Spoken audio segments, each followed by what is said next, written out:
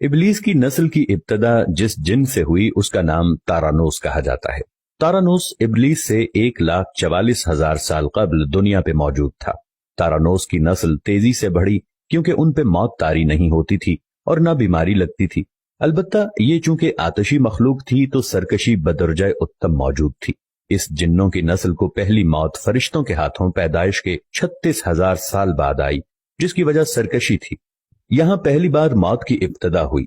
इससे पहले मौत नहीं होती थी।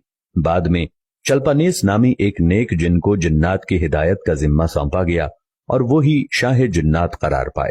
इसके बाद बामोस को यह जिम्मेदारी दी गई। बामोस के दौर में ही चलेपा और तबलीस की पैदाइश हुई। ये दोनों अपने वक्त के बेहद बहादुर जिन्नात थे और उनकी कौम ने चलीपा को शाशेन का लक़ब इसके शेर के जैसे सर की वजह से दिया।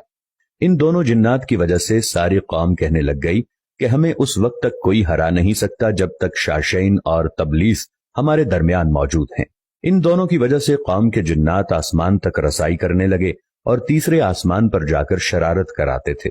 ऐसे में हुक्म इलाही से फरिश्तों ने उन पर हमला किया और इबरतनाक शिकस्त दी।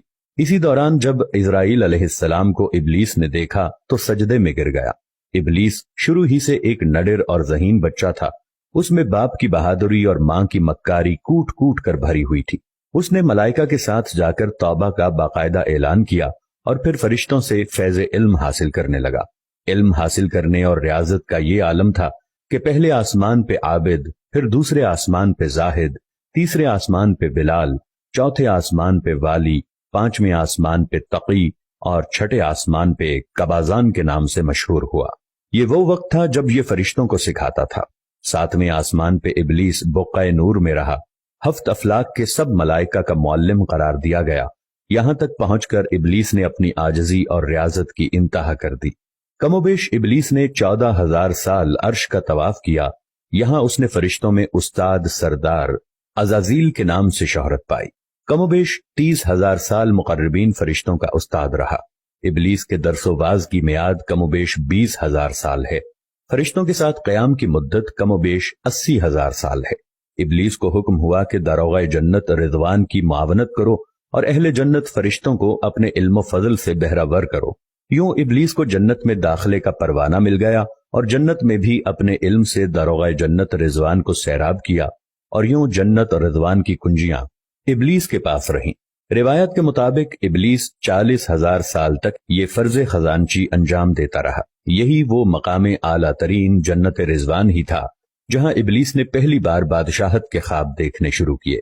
उस वक्त इबलीस के पास हफ्त इक़लीम, अफलाक, जन्नत और दोज़ख सबका इख्तियार था और उसने चप्पे चप्पे पे सजदे किए थे।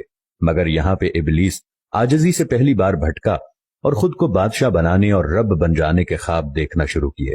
कई मलाइका के सामने रबूबियत की बाबत बात भी की, मगर मलाइका के इनकार के सबब चुप हो गया और यूं निजाम चलता रहा। मगर इस सब से अल्लाह ताला की जात बेखबर न थी। फिर आदम अलैहिस्सलाम की तख्लीक का मरहला आया जिसके कुरान मजीद में वाक़यात बयान हुए हैं। इबलीस आदम अलैहिस्सलाम को जुज जुज मरहलावार मुख्तलिफ अक़साम की मट्टी से तख्लीक होता देखता रहा और चुप रहा। मगर जैसे ही उसे ये मालूम हुआ कि ये आदम अलैहिस्सलाम अल्लाह ताला के नायब हैं तो उसने वावेला किया, इबादत और इताअत का वास्ता दिया। फिर तंज किया कि मुझ जितनी इबादत किसने की, और आदम अलैहिस्सलाम को सजदा करने से इनकारी हो गया। तब अल्लाह ताला ने कहा, निकल जा शैतान मरदूद। लानती करार पाने के बाद इबलीस ने अपनी इबादत और रियाजत का रब्बे करीम से एवज मांगा, जिस पर अल्लाह ताला ने इबलीस को एक वक्त मालूम तक मोहलत फराहम की, जिस पर इबलीस ने औलाद आदम को सिराते मुस्तकीम से भटकाकर अपना पैरोकार बनाने का दावा किया, जिस पर रब्बे करीम ने फरमाया कि जो मुत्तकी और परहेजगार होंगे तो उनको गुमराह तू नहीं कर पाएगा। इबलीस के इस लानती काम में उसके 5 साथी हैं। नंबर 1, सब्र। इसके इख्तियार में मुसीबतों का कारोबार है, जिसमें लोग हाय वावेला करते हैं, गिरेबान फाड़ते हैं, मुंह पे तमाचे मारते हैं और जाहिलियत के नारे लगाते हैं। नंबर 2, और ये लोगों को बदी का मुर्तकब करता है और बदी को लोगों पे अच्छा और पसंदीदा करके दिखाता है। नंबर 3, मसव्वत। ये किज़्ब, झूठ और दरोग पे मामूर है, जिसे लोग कान लगाकर सुने। ये इंसानों की शक्ल अपनाकर उनसे मिलता है और उन्हें फसाद बर्पा करने की झूठी खबरें सुनाता है। नंबर 4, दासम। یہ آدمی کے ساتھ گھر میں داخل ہوتا ہے اور گھر والوں کے عیب دکھاتا ہے اور آدمی کو گھر والوں پہ غضبناک کرتا ہے۔